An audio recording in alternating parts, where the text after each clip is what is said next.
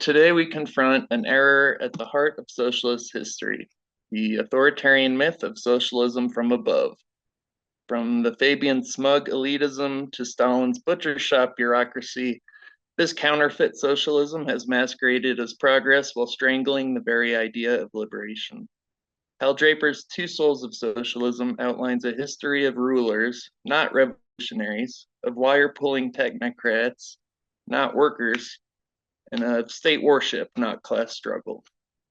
Socialism from above is the ideology of the oppressor in red disguise. It is Bismarck's paternalism, Webb's elitist technocratic collectivism, Bernstein's colonialist apologia, and Stalin's blood-soaked purges, all united by contempt for the masses. These charlatans preach order while enforcing exploitation, hail efficiency while crushing democracy, and call continued existence within bourgeois dictatorship progress. But Draper's 1966 work effectively drags their so-called socialisms into the light. We begin not with theory, but with a warning. Socialism from above is not Marxist nor a deviation on the path to communism. It is betrayal. And its legacy from the gas chambers of fascism to the gulags of Stalinism demand condemnation, not compromise. The true soul of socialism lies within our struggle against oppression and for class independence itself. And as Draper puts it, only by fighting for democratic power do they educate themselves and raise themselves up to the level of being able to wield that power. So, the context in which this was written is kind of important, emerging from the Cold War's ideological clashes. Most people at that time kind of conflated socialism with a Soviet authoritarianism under Stalin. This piece dissects socialism's authoritarian and emancipatory traditions alongside exemplary figures from each. Against the backdrop of the Soviet repression of the time, Western social democratic compromise, Draper condemned socialism from above, elitist models like Stalinism and Fabian technocracy as hierarchical betrayals of liberation, contrasting them with the socialism from below, rooted in Marx's vision of working class self-emancipation and democratic struggle. This text originally resonated with the 1960s New Left, offering a critique of both capitalist imperialism and bureaucratic socialism, while grounding radical activism in anti-authoritarian class struggle. By rejecting top-down dogma and reformist co-optation, Draper's framework clarified socialism's revolutionary core, empowering movements to prioritize grassroots agency over vanguardist or state-centric strategies. For Marx himself, socialism wasn't a utopian plan handed down by philosophers. It was the real movement of workers organizing themselves. Draper reminds us that true socialism demands the oppressed are the ones who dismantle oppression. As you can see in the chart, yeah, there's some pretty distinct differences between these two, and they matter for a lot of reasons. See. And then I liked how Draper put it, socialism of the street versus socialism of the chair. Kind of just makes it a little, I don't know. I prefer it. So, a quote that really exemplifies each of those is, Marx's famous worker of the world unite, you have nothing to lose but your chains. And then LaSalle, on the other hand, saying, state, take hold of things. So we start with the first chapter, or chapter 6, I guess, the Fabian or Webbian model, kind of coming off of chapter 5, where they talk about LaSalle. So in this chapter, Draper compares different socialist movements, focusing on Fabianism in Britain and other state socialist movements in Germany at the time. It mentions that Fabians, led by Sidney Webb, or Webbians as he deems them, were middle class, elitist, and believed in gradual reform through state intervention rather than a mass movement. They opposed Marxism and class struggle, instead aiming to influence existing institutions. This text also discusses their eventual support for Stalinism, seeing it as a form of bureaucratic collectivism similar to their ideals. Yeah, and eventually, they praised the efficiency, of Stalin's USSR, and Shaw himself also admired both Mussolini and Hitler. So not a great look. I think that's all for that. In contrast to the Webbians, Draper introduces William Morris. He's especially at the time a proponent of socialism from below, emphasizing class struggle and opposing state socialism and bureaucracy in his poetry, art, and just personality at the time.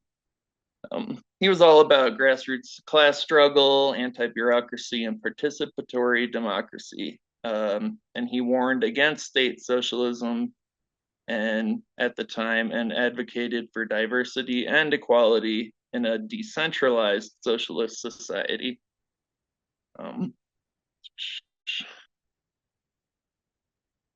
Next we have chapter 7, named The Revisionist Facade.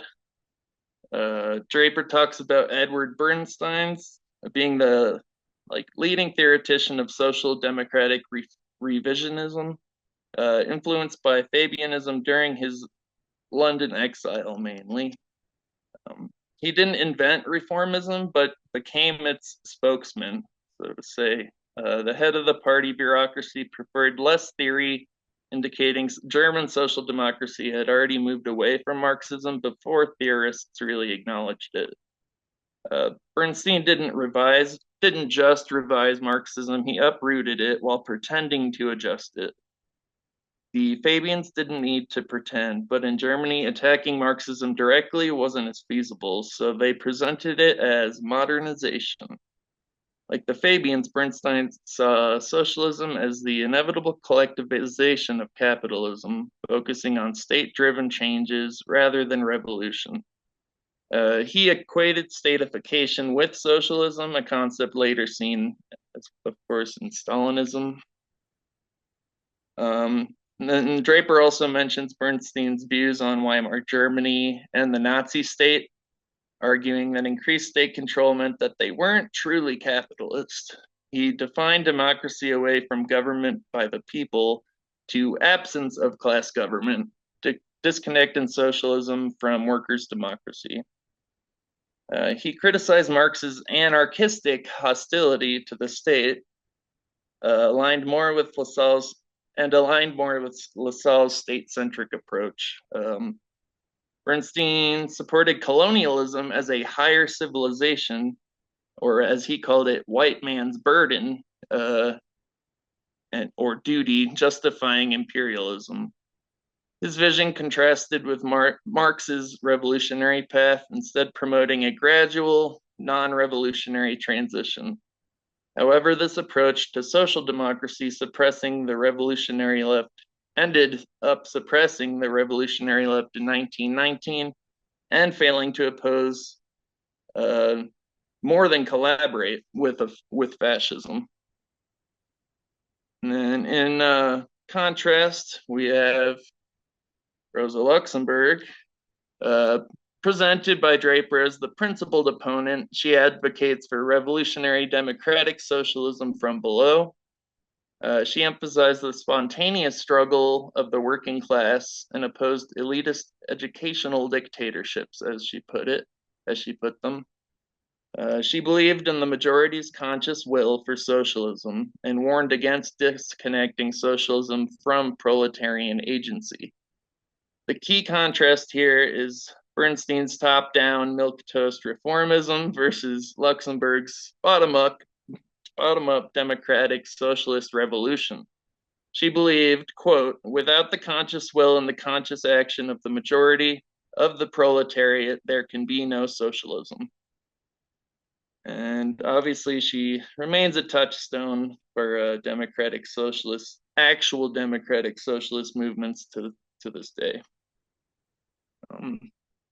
Next, we got the chapter 8, the all-American scene, which really goes into just the American context of democratic socialism at the time and leading up to. It starts off by mentioning Edward Bellamy in his 1884 book, Looking Backward, is central to American native socialism. And then as well, Lawrence Gronlund's Cooperative Commonwealth. Both authors advocate for a top-down bureaucratic approach, rejecting democracy and class struggle. Gronlund redefines democracy as administration by the competent, while Bellamy's utopia is modeled on the army, emphasizing hierarchy and technocratic rule. Then the text puts these guys up to Eugene Debs, who represents a grassroots, worker-led socialism. He emphasized self-activity of the masses and rejected elite leadership at the time. This text also discusses the later developments like the New Deal, which is an important form of socialism from above, so-called in the American context, similar to Roosevelt's policies to mainly attract liberals and social democrats. There is also mentioning of like Charles P. Steinmetz, who promoted corporate rule and movements like technocracy, which had fascist tendencies, obviously. And then during Debs's time, the Socialist Party was becoming more, after Debs's time, it became more respectable to capitalism, while the Communist Party of the US became increasingly Stalinized, and both are part of the decline of Debsian's strain of socialism, as well as mainly his death. Bellamy's movement was called nationalism and middle class oriented, similar to the Fabians. And then Steinmetz's proposal to disband government in favor of corporate rule. I found it a little funny. Debs actually, at one point, was seeking Rockefeller's help to like make a colony in the western part of the U.S.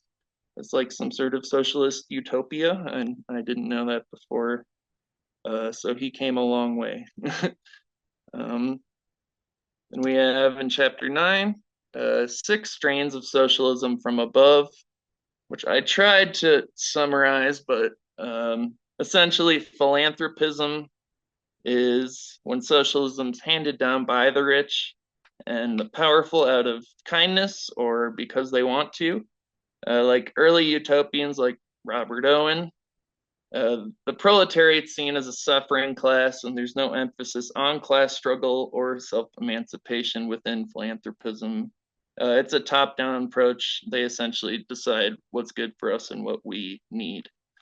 Elitism, this is about a new ruling minority, non-capitalist, imposing their rule either temporarily or permanently.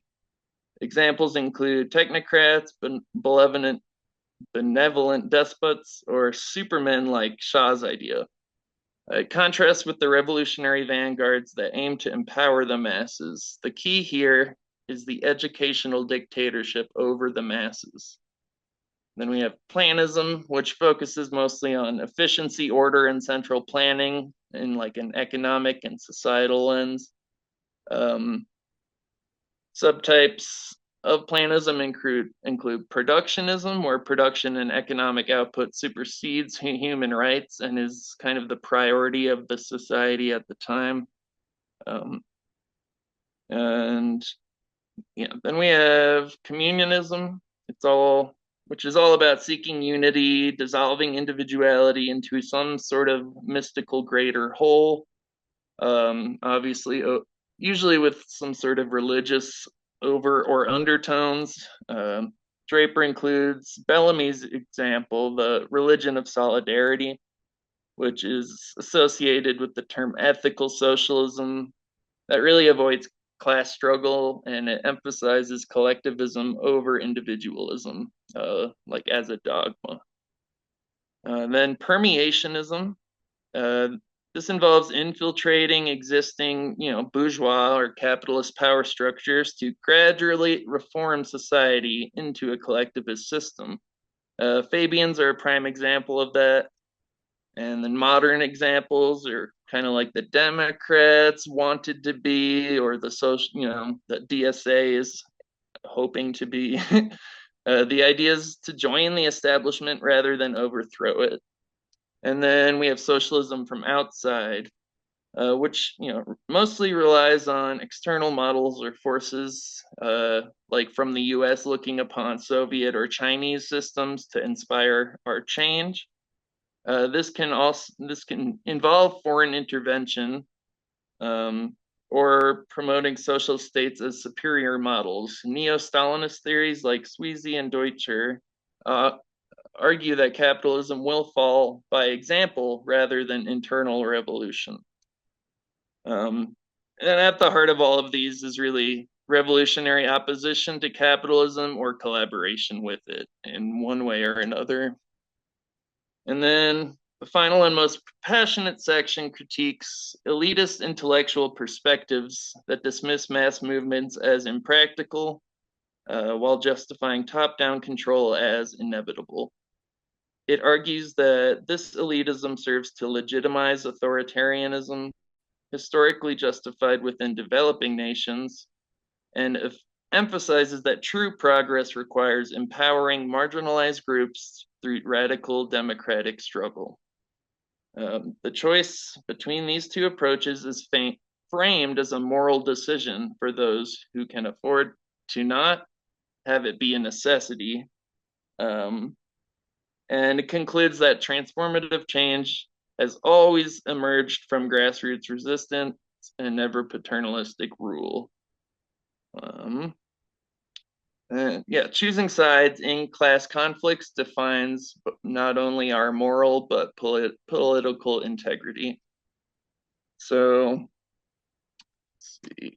Comrades, let's see. I've got a couple of discussion questions that I didn't think about, so I'll skip them. And I thought some further reading if you really wanted to get into kind of Draper's perspective at the time. There's Socialist Register that goes in pretty deep to the principle of self-emancipation. Hal Draper also wrote like a 5-part piece called Karl Marx's Theory of Revolution, which covers much more than this.